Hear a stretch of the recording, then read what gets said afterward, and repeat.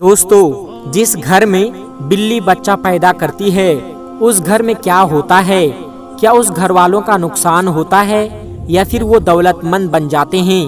दोस्तों, आज की इस वीडियो में हम आपको एक ऐसी ही औरत का सच्चा वाकया सुनाएंगे जिसके घर में बिल्ली ने बच्चे पैदा किए थे।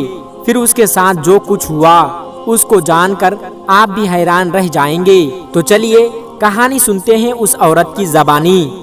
मेरा नाम सरवत है। मेरा ताल्लुक अंदरूनी सिंध के एक छोटे से गांव से है।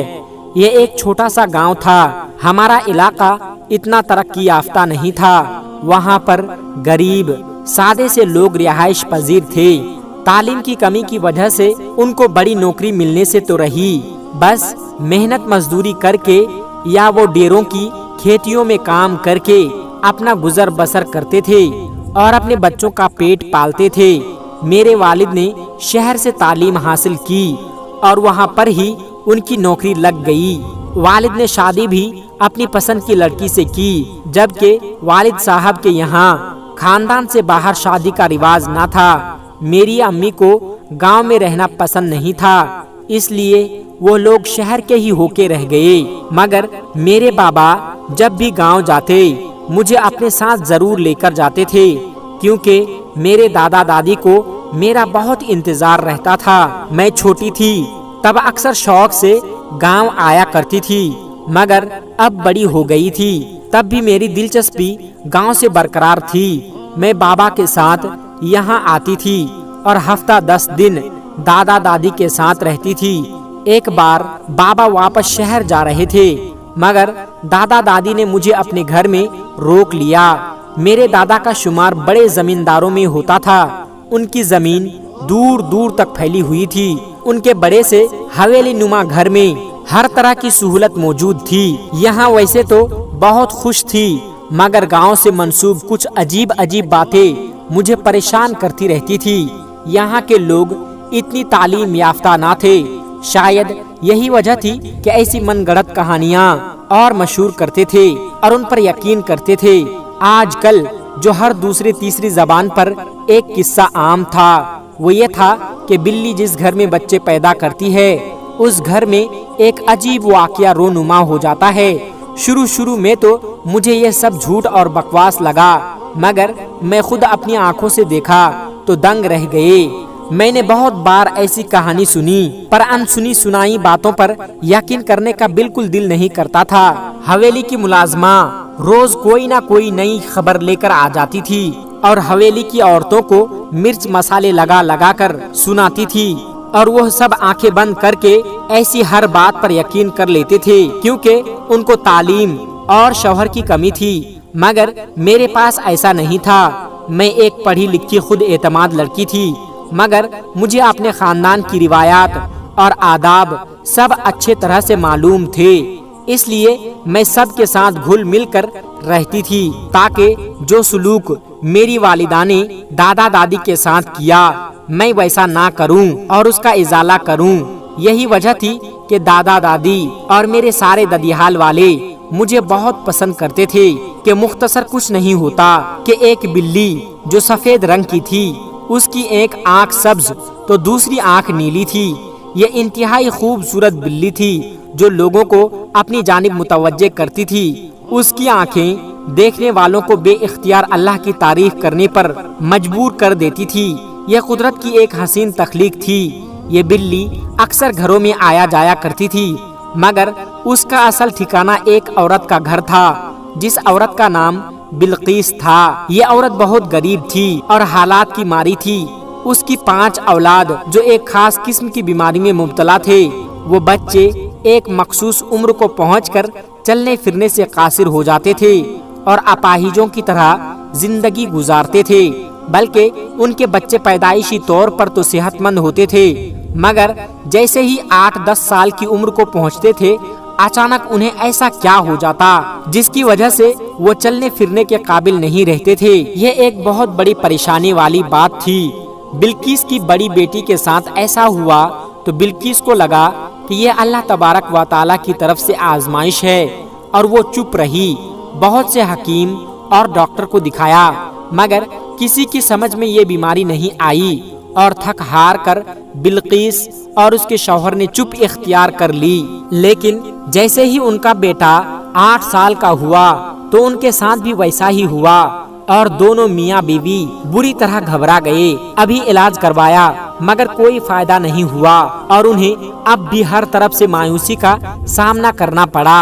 ان کی نظر اپنے تینوں بچوں پر تھی اور ان کی جان سوئی پر اٹکی ہوئی تھی۔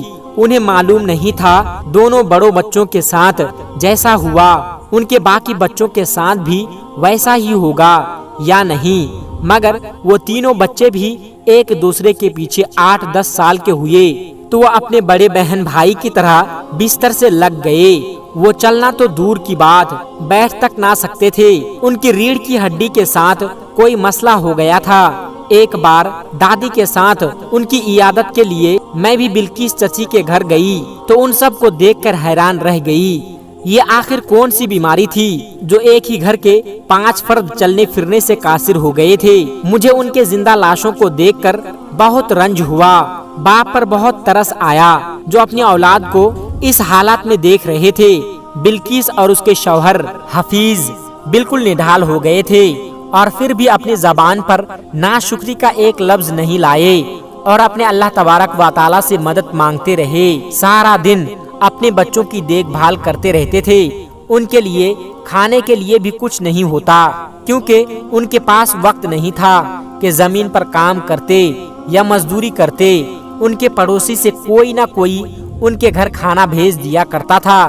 میں نے دادی کو بھی اکثر کھانا کپڑے میں لپیٹ کر نوری کو دیتے ہوئے دیکھا کہ یہ بلقیس کو دے آؤ۔ ان کے گھر میں 5 بچے تھے جو زندہ لاش بن کر پڑے ہوئے تھے اور اب تو وہ جوان ہو چکے تھے اور آس بھری نظروں سے ان کی طرف دیکھتے رہتے تھے اور جب اپنی کمزوری کی وجہ سے مایوسی کی باتیں کرتے کہ والدین پر بوجھ بن کر بیٹھے ہیں، نہ زندوں میں شمار ہوتے ہیں نہ مردوں میں شمار ہوتے ہیں، یہ کیسی بے بسی ہے، اس سے اچھا ہے کہ ہم 5 مر جائے، اپنے ماں باپ کے لیے آسانی پیدا کرے۔ تب بلقیس دل ہی دل میں روتی رہتی تھی مگر اپنے بچوں سے کہتی تھی تم لوگ بھلے ہی مایوس ہو جاؤ، میں اپنے رب سے مایوس نہیں ہوں، مجھے اپنے رب پر یقین ہے، تم 5 کے 5 صحت یاب ہو جاؤ گے اور پھر سے اس آنگن میں گھومو گے۔ تب حفیظ نم آنکھوں سے اپنی بیوی کی طرف دیکھتا اور اللہ تعالیٰ سے دل ہی دل میں دعا کرتا تھا بلقیس کا یقین قائم رکھنا، کبھی ٹوٹنے نہ دینا۔ جس دن بلقیس کا یقین ٹوٹا اس دن وہ خود بھی ٹوٹ جائے گی۔ تبھی اس خوبصورت بلی نے بلقیس کے گھر کا رخ کیا۔ اب سارا دن بلقیس کے گھر میں وہ بلی رہتی تھی کیونکہ اس کے پیٹ میں بچے تھے۔ بلقیس بلی کا بہت زیادہ خیال رکھتی تھی، اسے بھی کھانے میں جتنا حصہ بن پاتا تھا دیتی تھی۔ یہ بلی بھی عام بلیوں کی طرح نہیں تھی، وہ لوگوں کو بالکل تنگ نہیں کرتی تھی اور اس پر سب کو پیار تھا۔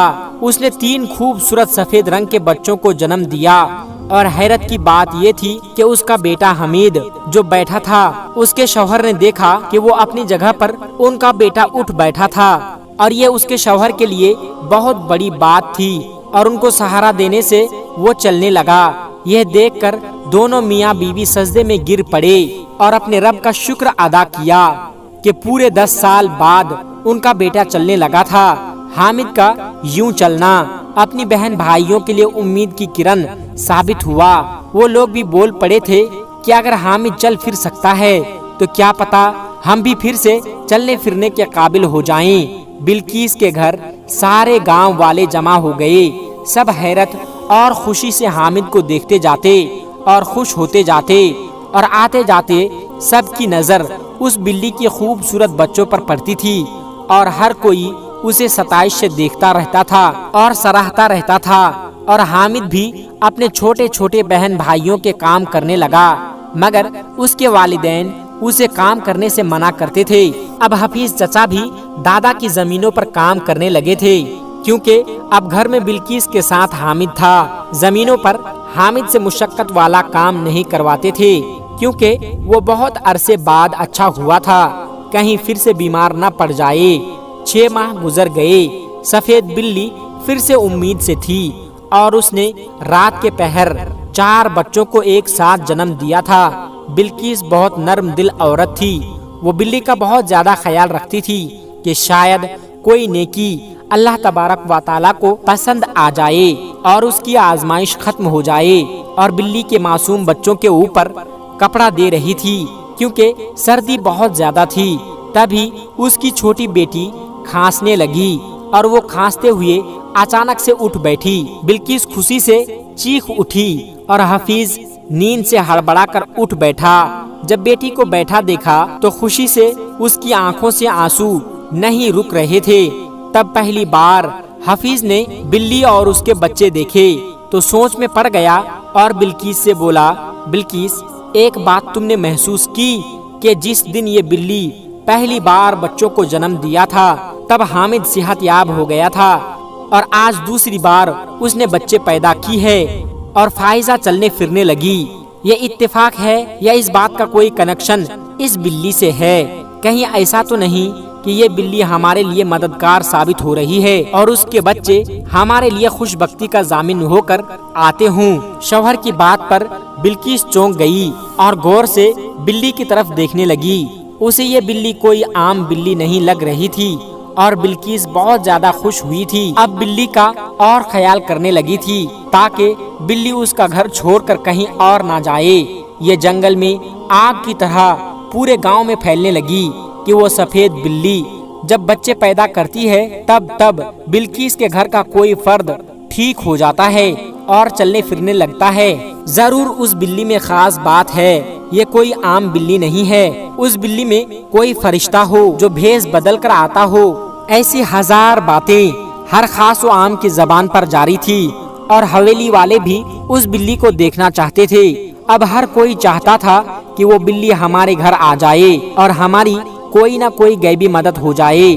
جب دادی اور ان کی بہو اس چچی کے گھر آئی تو دیکھ کر حیران رہ گئی کہ وہ بلی بہت خوبصورت ہے، لیکن اس مرتبہ جب اس بلی نے بچے دیے تو بلقیس کی بیٹی کا انتقال ہو گیا۔ اس دن بلقیس چچی نے باقی دو اولادوں کی طرف دیکھا جن کے چہرے پر خوف کے سائے تھے اور بلی سے ڈرتے تھے، حالانکہ جس سے ڈرنا چاہیے اس سے نہیں ڈرتے تھے۔ بلقیس اٹھی اور بلی کو بچوں سمیت نکال دیا اور دروازہ بند کر دیا۔